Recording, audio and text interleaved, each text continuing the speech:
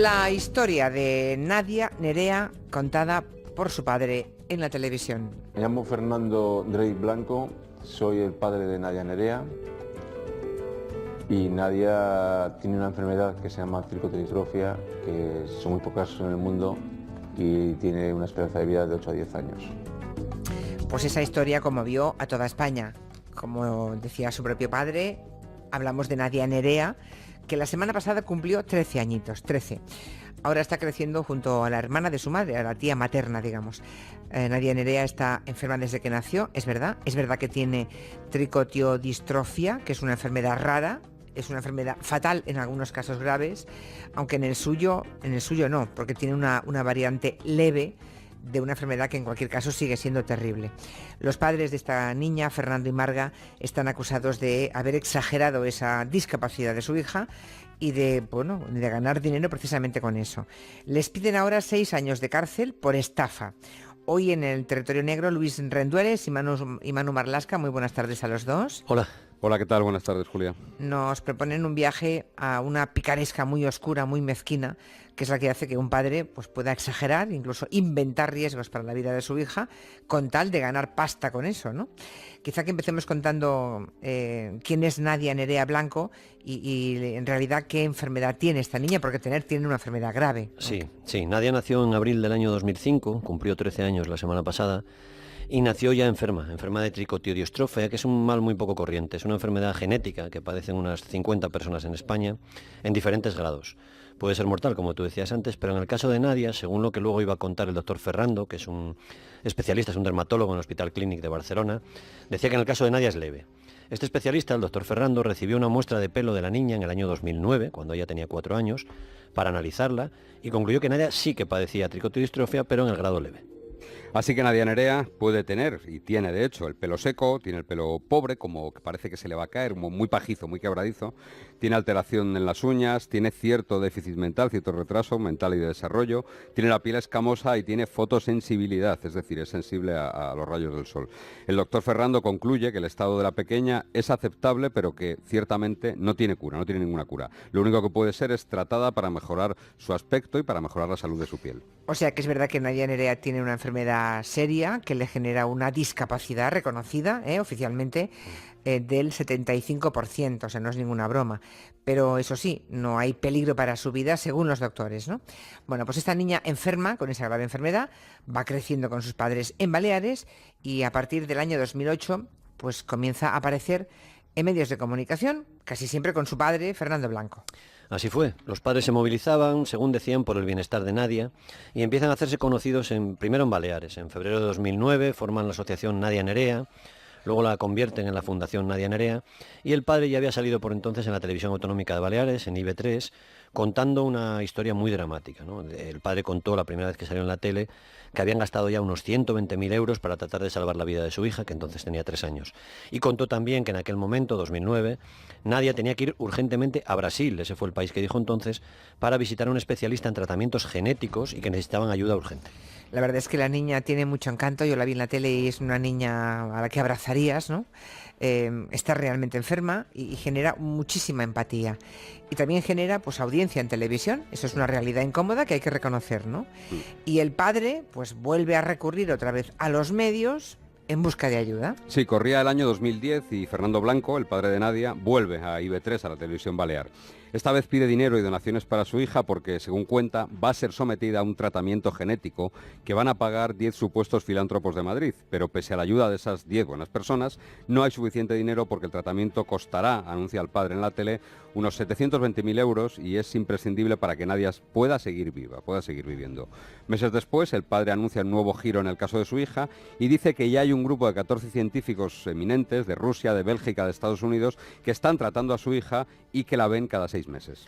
También anuncia el padre entonces que quiere llevar a la niña, a su hija Nadia, a la prestigiosa Clínica Universitaria de Navarra. El padre, Fernando Blanco, lo que dice es que la esperanza de vida de su hija está bajando, le pone más dramatismo al caso, y dice que su esperanza de vida es ya solo de 7 años. Insisten en el caso de su hija, es el único en España en que la enfermedad es mortal. Y poco después, los padres y Nadia, y esto sí es verdad, viajan a Navarra, Van acompañados de cámaras de otro programa de la Televisión Autonómica Balear que entrevista a la doctora Patiño, que ha visto a Nadia y le va a hacer un tratamiento, un estudio, más que un tratamiento, un estudio genético. O sea que los padres sí que llevaron, en este caso a Nadia Nerea, a la clínica de Navarra, ¿no? Porque está documentado y le siguió la televisión. Esto fue en el 2010, ¿no? Eso es, la investigación de los Mossos d'Esquadra certifica que efectivamente se gastaron en torno a 2.700 euros en un estudio médico de Nadia en esa clínica de Navarra. El historial de Nadia allí en Pamplona ratifica que sufre la variante leve de la enfermedad. Le prescriben un champú para el pelo y una crema para la piel y también un medicamento porque Nadia sufre el TDAH, es decir, un déficit de atención. En ningún caso, en ese informe, se habla de enfermedades mortales ni graves. Y después es cuando los padres se trasladan con la niña a Cataluña, ¿no? Se instalan en la provincia de Lleida, abandonan Baleares, se van a Lleida y en concreto en un pueblo pequeño que se llama Fígols. El padre pone allí una tienda pequeña de vinos y bueno, sigue con sus campañas más o menos mediáticas, con más o menos presencia en favor de su hija. Sí, el padre lleva siempre la voz cantante en esta historia. La madre, Margarita, vive dedicada a cuidar de Nadia y desde el año 2014 recibe una ayuda mensual de unos 387 euros de los servicios sociales por la discapacidad de su hija. En Cataluña repiten la misma mecánica. Al asistente social del hospital de referencia de Nadia, en el hospital de Sedurgell, le cuentan que la niña sufre, vamos a leer lo que dice en el informe, tricotiodistrofia en el grado más elevado. Sus células envejecen de forma prematura y sufre enfermedades de personas mayores como Alzheimer, ceguera, sordera y problemas de piel. A la trabajadora social del hospital, insisto, los padres de Nadia le cuentan que se han trasladado a vivir allí por el cambio de clima, dicen, y que a la niña le va muy bien. En Baleares, mientras tanto, pues ellos han dejado un recuerdo como mínimo rarito, ¿no? Extraño. Hay personas a las que el padre ha dejado pagares falsos. También queda un poco empantanada la subasta de un piso. Todo es un poco raro de su paso por Baleares. Sí, y ahora ya a toro pasado parece que lo que hacía era continuar huidas hacia adelante, ¿no? Posiblemente el padre de Nadia pensó que su historia estaba ya quemada en Baleares, que allí ya todo el mundo había contribuido todo lo que tenía que contribuir y poco más podía sacar, aunque a sus amigos les cuenta que se iba porque le había salido un gran trabajo. Iba a ser, dijo, distribuidor de los mejores vinos de España, por ejemplo, Vega Sicilia. Casi nada. Lo cierto es que el hombre, nacido en Valladolid, ya había pasado por prisión tras ser condenado en el año 2001 a 4 años y 10 meses de cárcel por estafa. En aquel momento Blanco era delegado de una empresa de distribución de bebidas, de refresco, y por decirlo así, a grosso modo, se quedaba con el dinero de la empresa. Caray. Se quedó en total, según la sentencia, con unos 120.000 euros. Y allí en la cárcel en Mallorca, Fernando Blanco conoce a la que sería su esposa y va a ser la madre de Nadia. Todo indica que Blanco comentó a un compañero de la cárcel, a quien la novia iba a ver y iba a tener vis a vis, encuentros íntimos con él, que él se sentía muy solo. Y este colega del talego pues le pidió a su novia ayuda y a la cárcel llegó un día de visita para conocer a Fernando Blanco, Margarita Garau, que entonces era una joven azafata de Transmediterránea. Los dos se conocieron, se enamoraron y en un vis a vis concibieron a la niña, que nació cuando el padre estaba ya en libertad condicional. Vaya historia también, ¿eh? O sea, Sí. Se conocen en la cárcel, de verse un ratito a través de un cristal, salvo el vis a vis. En fin, el caso es que tenemos ya a la familia de Nadia viviendo en Cataluña y el padre de vez en cuando sigue apareciendo en la tele, pidiendo ayuda y cada vez que aparece consiguiendo dinero. Muchas noches solo, sentado, llorando, muchas veces en mi coche, cuando me vienen ideas y paro a un lado del coche y me tengo que parar y me tengo que poner porque me da mucho miedo no verla. Yo lo que pido es ver a mi hija mayor y verla entrar por casa y que mi preocupación sea pues con quién va o qué va a hacer. Así es, el padre se maneja con mucha maestría, con mucho talento en los medios de comunicación, cuenta su historia y cada vez le añade además matices nuevos, como en una especie de culebrón. Siempre tiene un tono dramático, siempre tiene un tono urgente, el que hemos visto aquí en este corte. Miente incluso en el peso que tuvo la niña al nacer. Dice que Nadia pesó solo 750 gramos y que prácticamente ha sido un milagro desde su nacimiento. El informe de la doctora Cañellas, que la atendió el parto, recoge que Nadia pesó en realidad 1,810 kg al nacer. Es decir, era una niña pequeña, pero no eran 750 gramos. En realidad el padre de Nadia, y aquí volvemos a la autocrítica que tenemos que hacer un poco todos, se adapta muy bien a lo que pedimos los medios, ¿no? A lo que funciona, ¿no? En los medios. Y así iba explicando, iba contando que Nadia puede sufrir Alzheimer. En otra ocasión que ya no reconoce, la niña cuando se despierta no reconoce a sus padres. Dice también que va a morir si no se opera. Y cuenta que en las operaciones, por ejemplo, los cirujanos le hacen un agujero por la nuca durante 14 horas seguidas para alargarle la vida. Cuenta que también solo en batidos, unos batidos especiales, gasta 77.000 euros al año y al final de esas intervenciones anuncia que muy pronto lo van a operar en Estados Unidos. Los padres de Nadia viven bien con el dinero que ganan en las campañas para su hija, ¿no? El padre, de hecho, no vuelve a trabajar, al menos no figura ni como autónomo ni trabajador, nada de nada, desde el año 2007. Y la madre sí, la madre cuida de la niña, ¿no? Está en casa cuidando de la niña. El caso es que en verano del 2016, y aquí empieza un poco la memoria de todos, ¿verdad?, estalla el escándalo. Se pasa de frenada, yo creo. El padre se pasa de frenada, encabeza una nueva ofensiva para conseguir dinero, para recaudar dinero, y es la ofensiva más espectacular de todas, yo creo. Decide escribir nuevos capítulos del culebrón en que ya ha convertido él la historia de Nadia. Empieza con 2 entrevistas en medios escritos, en La Vanguardia y en El Mundo. En la primera anuncia que ha estado con su hija en Afganistán, para que allí en Afganistán la trate un médico. Dice que necesita otra operación, que esa operación cuesta 100.000 euros más y que si no lo consigue otra vez, su hija va a morir. Esa operación la van a hacer en un hospital llamado Children's Hospital, en Houston, en Texas. Y todo se desencadena con una entrevista publicada en noviembre de ese año 2016 en el diario El Mundo. Allí Fernando Blanco adorna todavía más su historia, lo que te decía Manu. Cuenta que estuvo en una cueva de Afganistán, no en una clínica, en una cueva. Cuenta que han gastado ya más de 2.100.000 euros tratando de curar a su hija, salvando su vida. Cuenta que ha visto médicos en Brasil, Panamá, Cuba, Guatemala, Argentina, Rusia, Suecia, Finlandia, Italia, India, Francia y Bélgica. Cuenta que se ha encontrado con Al Gore, el que fuera vicepresidente de Estados Unidos, que le ha dicho que es un héroe incluso. Y el padre a todo esto pues revela otro detalle terrible, ¿no? Para acabar de darle el máximo dramatismo. Dice que él mismo sufre cáncer y que se está muriendo. Bueno, efectivamente, sí. Por eso decía que se pasó de frenada. El padre de Nadia lo que cuenta es que tiene cáncer de páncreas, que tiene metástasis en el hígado, que lo detectaron en el año 2013, pero que él no va a tratarse porque quiere dedicar lo que le queda de vida, él dice que un año más o menos, a luchar por salvar su hija, ¿no? Por la curación de su hija. La entrevista tiene una repercusión tremenda y el padre acude de nuevo, al hilo de esa entrevista, a varios programas de televisión. En apenas 4 días, el padre de Nadia consigue que miles de personas de toda España, sensibilizadas por la publicación del diario El Mundo y también por los programas de televisión, le donen 300.000 euros para la operación de su hija. Pero tras esta historia formidable de novela, digamos, ¿no?, alguien por fin en el gremio decide hacer una investigación y comprobar qué hay de cierto en esa historia, ¿no? Lo hacen algunos compañeros que fueron, hay que decirlo, contra la corriente general, ¿no? Lo hicieron con mucha valentía y seguramente con pocos recursos. Sí, porque esa es la semana en que el padre de Nadia, el caso de Nadia, estaba en todas las televisiones, ¿eh? Antena 3, La Sexta, La 1, Telecinco, todas, ¿eh?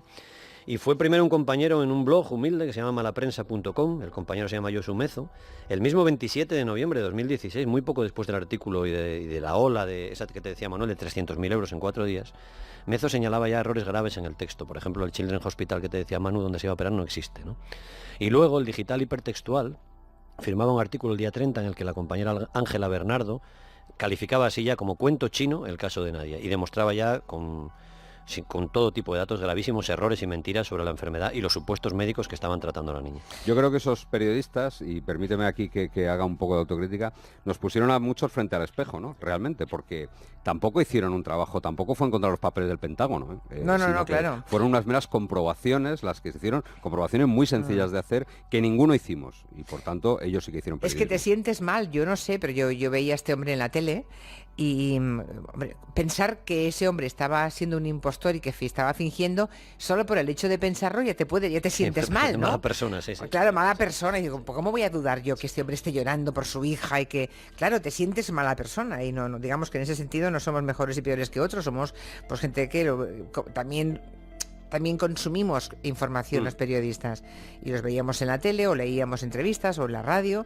y claro, es que a nadie se le pasaba por la cabeza, salvo a estos colegas, y por eso hay que resaltarlo y aplaudirles, ¿no? Una semana después de que estallase el escándalo, ya los Mossos de Escuadra detienen a los padres de Nadia. Las investigaciones pues han concluido y ahora el juez pide 6 años de cárcel. ¿Cuáles son las conclusiones más importantes de esas investigaciones de la policía en Cataluña? Bueno, hay una muy sencilla, que es que los padres hicieron de las donaciones que consiguieron para Nadia su modo de vida, su forma de vida. Ya, claro. Llegaron a ingresar por banco 1.111.317,55 euros y se gastaron algo más de 792.000 de esos euros, 792.000.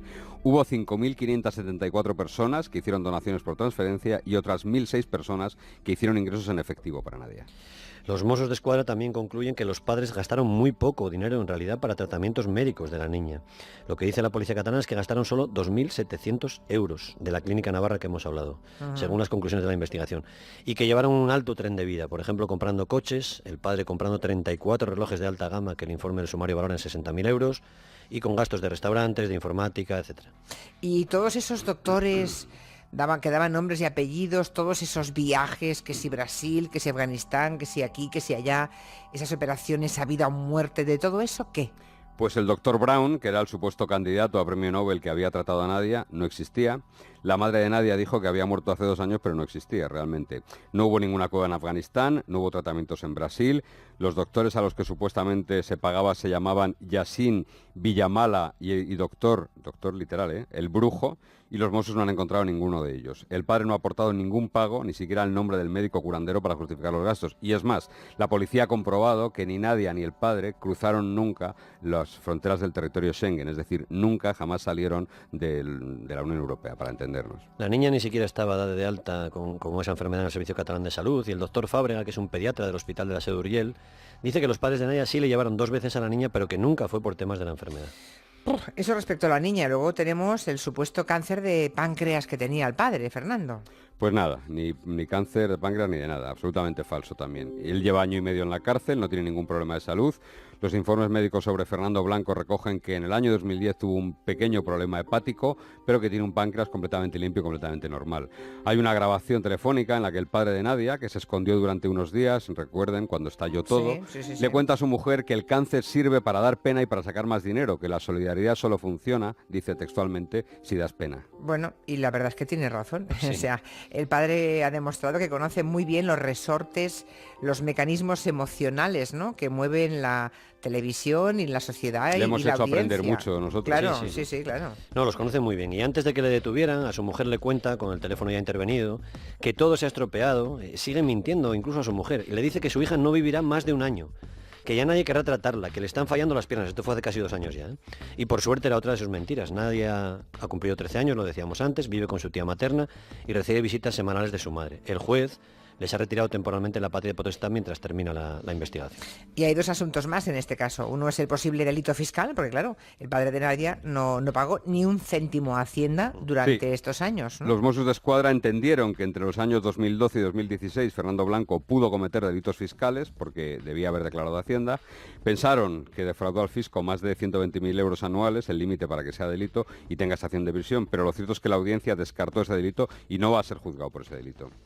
Y luego tenemos el otro asunto, la supuesta investigación por pornografía infantil y exhibicionismo contra los padres. Era un asunto que ahí también se nos fue de pisada, ¿eh? También, de frenada. también porque le convertimos, quizás por ansia, lo convertimos en el malvado Carabel. Exacto. Y nos eso pasamos, sí. hay que decir que fue archivado. O sea, ni era un buen padre, pero tampoco era un hombre que metiera a su hija en temas de pornografía ni de exhibicionismo. No. En un pendrive del padre, los Mossos encontraron 41 fotografías de los padres de Nadia practicando sexo en la misma noche, una noche del año 2012. Entonces Nadia tenía 5 años y los piececitos de Nadia aparecen en 4 de esas fotografías porque está tumbada al lado de sus padres. Efectivamente se ve a los padres practicando sexo, pero ellos aseguraron que la niña estaba dormida mientras ellos hacían el amor y que no se enteró de nada. La Fiscalía pidió acusarlos de exhibicionismo, pero la audiencia de Lleida lo rechazó porque no se podía probar que la niña hubiese visto a los padres. En cuanto a la pornografía infantil, los Mossos encontraron también 9 fotos explícitas de Nadia en las que se ven claramente sus órganos genitales. Los jueces han creído la versión de los padres, que dijeron que era para vigilar los sarpullidos que le salían, y parece que es así, parece que es muy probable que sea así. También indican que no hubo más imágenes de otros niños y que no tienen contenido sexual. Bueno, queda claro pues que, en fin, que eso no era cierto, pero de los delitos que sí se le sigue acusando, ¿qué va a ocurrir ahora con los padres? ¿Y con la niña? ¿La niña volverá a vivir con sus padres alguna vez? Depende de la sentencia, ¿no? El juicio se celebra el 4, 5 y 6 del próximo mes de junio en Lleida, en la audiencia de Lleida. A los padres, a los dos, les piden 6 años de cárcel a cada uno por estafa. El padre, que está en prisión, lo tiene más crudo, porque parece claro que él llevaba la voz cantante en esta historia desde el principio, aunque muy pocas personas, creo que son 3 las que están personadas como acusación particular, Sí, lo han denunciado, ¿no? Que es algo esencial para condenar por estafa. La Fiscalía representa a todos los demás. Y la madre tiene en esta historia un rol más secundario. Incluso parece, por la lectura del sumario, que en algunos aspectos la engañaba, o ella no pregunta nada o no quiere saber, ¿no? En cuanto a Nadia, vive con su tía materna, y ojalá que su vida sea feliz y que ella sea, como escribieron sus profesores el verano antes de que todo estallara, un ejemplo de vida por su lucha y su sonrisa constante. Pues tiene las cartas muy marcadas, pero esa pobre niña desde luego merece ser tan feliz como sea posible, ¿no? Como su rara enfermedad, aunque no suficiente como para que su vida esté en peligro, le pueda permitir. Hay aquí oyentes, imagino que son colegas nuestros periodistas, que dicen que el papel de hipertextual fue importante, ¿no? Sí, Lo hemos dicho, sí. Ángela Bernardo fue la primera que dijo que era un cuento chino y la que demostró Sí, definitivamente. Sí. Quede supuesto. claro que le hemos dado cada Hemos uno lo citado suyo, a ¿eh? Josu Mezo, que era el de Mala Prensa, sí. un blog, Sí. y a Hipertextual, Que sí, por que sí. supuesto que sí. Todos los demás estábamos a por uvas, es así. Sí, si lo hacemos bien nos ponemos medallas, pero si lo hacemos mal nos lo decimos y en todo caso señalamos a los que lo hicieron bien. Sin duda. Quede claro. Manu Marlasque, Luis Rendueles, hasta el lunes que viene. Muchas gracias. Adiós. Hasta luego. Adiós.